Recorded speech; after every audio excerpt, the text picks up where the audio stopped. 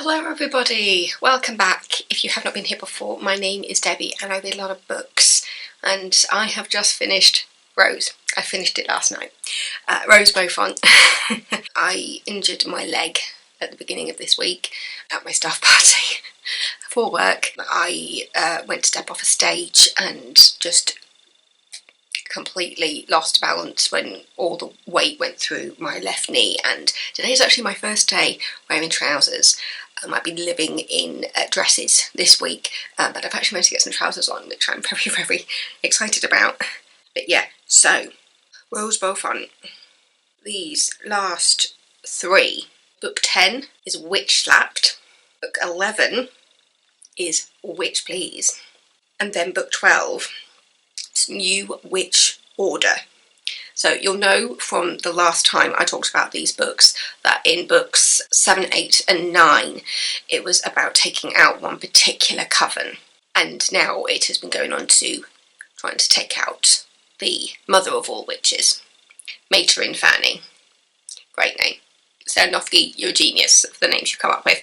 Mater Infernal, she is the mother of witches. We find out her history as how she became the mother of witches, and these last three books have been about taking out Mater Infernal. I love the fact that it's never completely easy. Like, there's elements of certain adventures that they have being fairly bog standard in a way. I'm just like, right, this is what we need to do, we're going to do it, and done.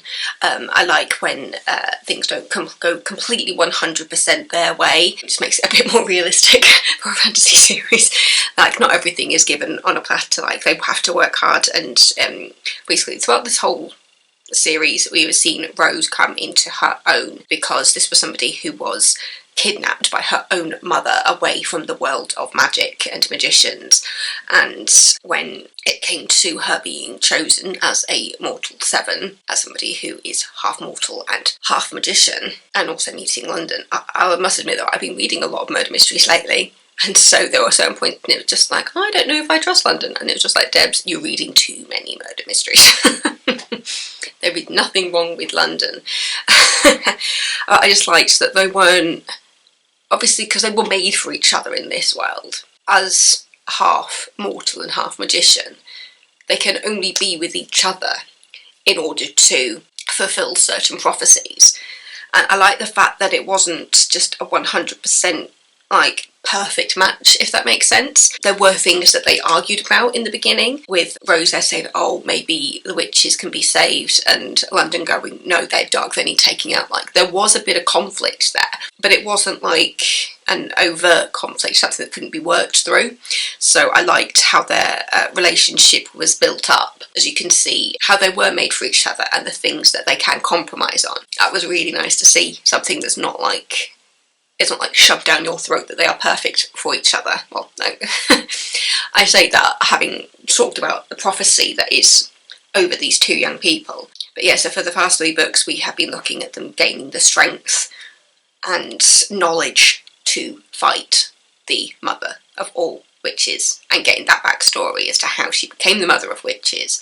And it's actually kind of heartbreaking, because you find out that the mother of all witches, she was a person once, she had a family, and she was actually trying to save people when everything went wrong, and she ended up absorbing the souls of people that she was trying to save. And from there it just went down and down and down, and you realise that as it comes to the final confrontation, that Mater Infernal is almost sabotaging herself, because you find out that she is killing her own witches that have been arrested are dying in their cells, and they were just like, no, this is strong magic that's killing them. So Mater Infernal is actually weakening herself by killing the witches that have been arrested. I feel like this has gone a lot deeper. But I think it's because it's been building up to this moment, and also because last time you saw me find out about the next series, which is Jen, and I said, oh, we're going back in time. Not quite. Not quite, because in book 11 we met Jen. Because the witches were messing with time, and we know this because they've been pausing time and playing with it. There was a point where there were some holes in time that they were trying to fix, and so Father Time, there's a point when we're going to have to do a hard reset because something's gone wrong. And it's because in one of the holes that they try to fix, I almost said Sophia, it's Liv and Rose go back to the origins of their own family, in a way, to the origins of the House of 14, and they meet their ancestors. But when they come back, one of those ancestors comes through with them. So where was I? My battery. Wait. Yeah, so one of their ancestors came through with them and they returned back to the present. And it was somebody that is in the history books, Genevieve Beaufont. Can you see where this is going? Yeah, so because Genevieve has come through this portal with them back to the present, they get 3 attempts to put Jen back where she's supposed to be. And that leads to a hard reset when they realise that their attempts to take Jen back aren't working. Jen keeps popping back up in the present.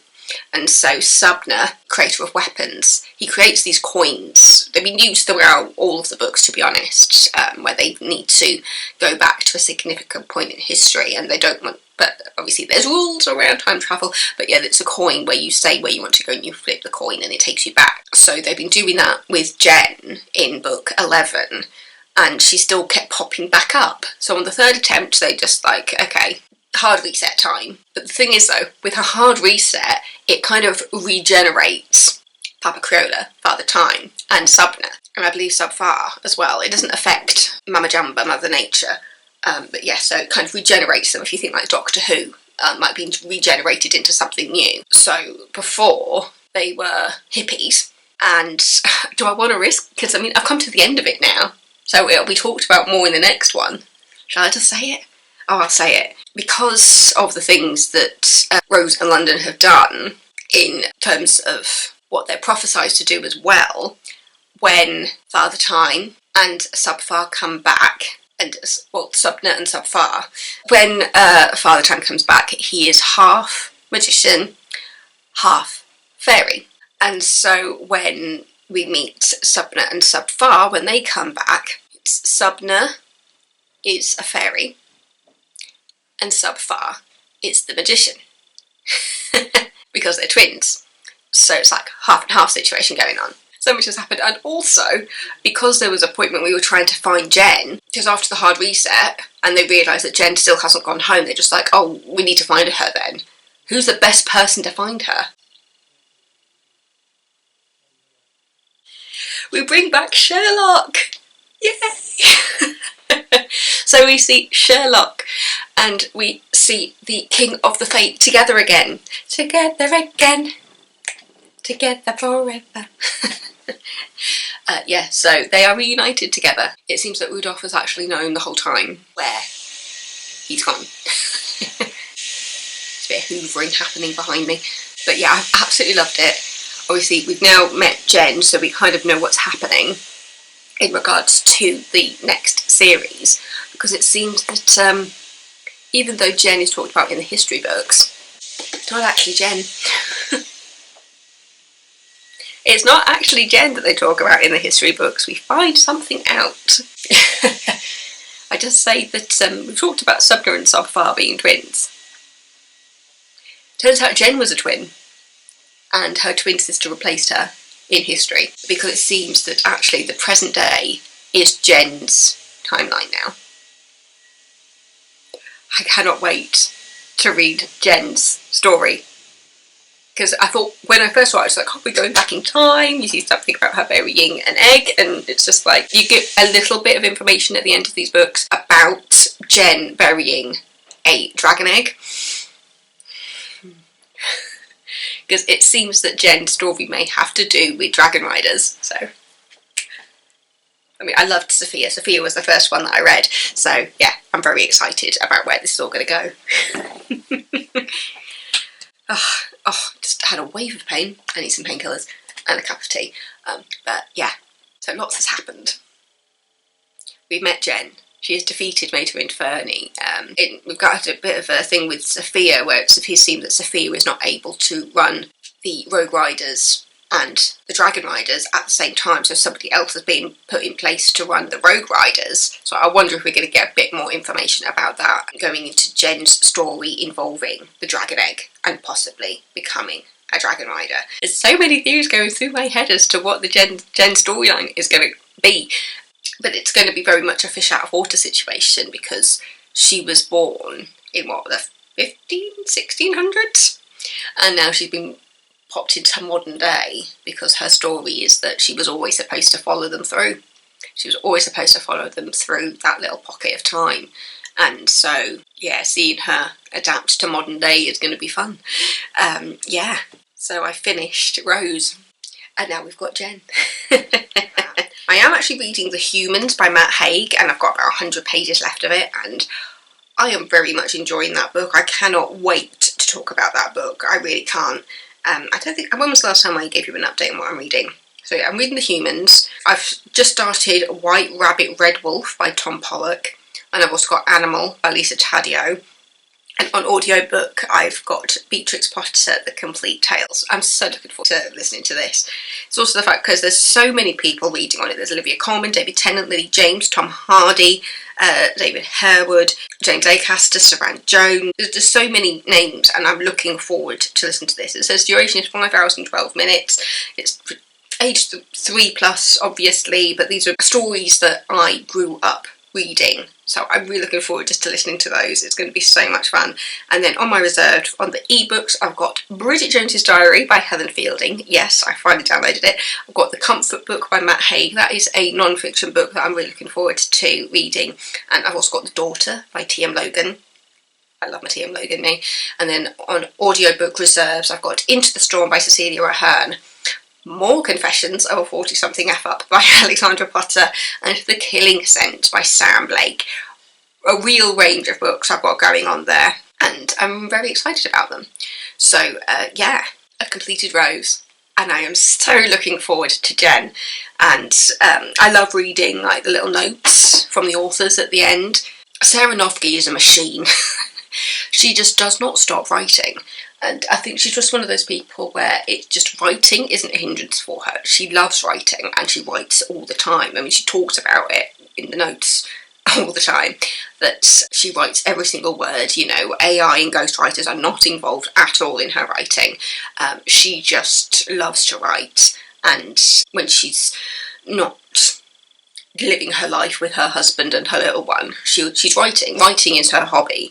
And I am very thankful for that because I absolutely love these books, and I'm surprised not more people are talking about them.